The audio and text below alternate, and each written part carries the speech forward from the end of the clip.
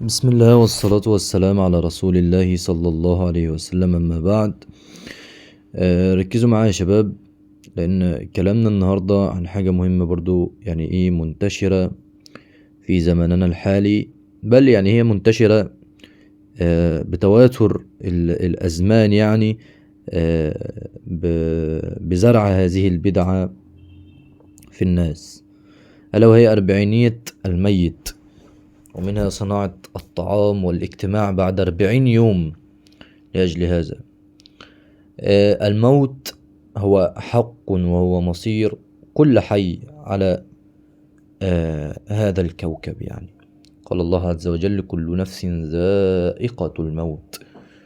النبي صلى الله عليه وسلم علمنا آداب الجنائز والتعزية، وشرع علينا زيارة القبور والدعاء للميت، لكن في عادة جاهلية انتشرت جدا في مجتمعاتنا دلوقتي، ألا وهي أربعينية الميت ديت، زي ما قلنا، وهي أن أهل الميت بيعملوا أربعينية للميت، يعني بيصنعوا طعام كتير وبيجتمعوا بعد 40 يوم من وفاته، وكأنها عبادة أو جزء من الدين.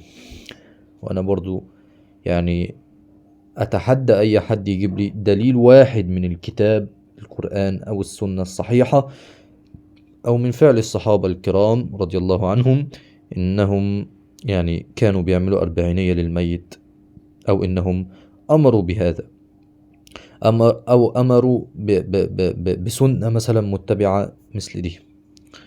فده من النياحة المحرمة، وإحداث في الدين، وتكليف لأهل الميت بما لم يوجبه الله عز وجل عليهم، وقد يكون فيه أكل الأموال اليتامى إذا كان في الورثة أيتام. يعني النبي صلى الله عليه وسلم قال: النياحة عمل الجاهلية. فالميت محتاج لدعاءنا وصدقاتنا وصلاحنا ودعاءنا يا جماعة، مش لأربعينية وطعام.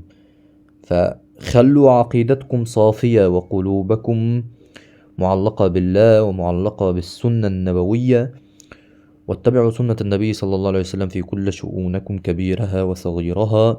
أسأل الله عز وجل لنا ولكم كذلك. فكما عودناكم اتبعوا ولا تبتدعوا.